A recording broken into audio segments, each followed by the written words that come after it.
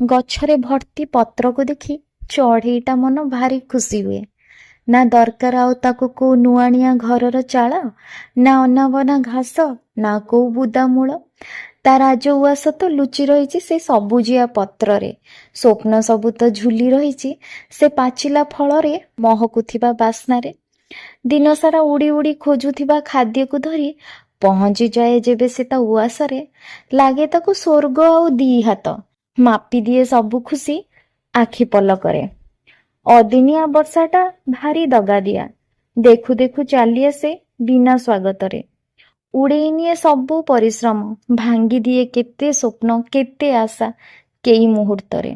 ଚଢ଼େଇ କିନ୍ତୁ ବୁଝେ ନା, ଦୋଷ ଦେଇ ଚାଲେ ଗଛର, ବରଷେଇ ଦିଏ ଅଭିଶାପର ବର୍ଷା ତା ଆଖିର ଲୁହରେ।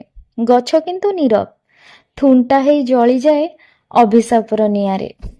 କିନ୍ତୁ ସେ ଜାଣେ ପୁଣି ସେ ଆସିବ, କିନ୍ତୁ ସେ ଜାଣେ ପୁଣି ସେ ଆସିବ, ଭୁଲିଯିବ ସବୁ ରାଗ ସବୁ ଅଭିମାନ, ଦେଖି ତାକୁ ନୂଆ ପତ୍ରର ସମ୍ଭାରରେ।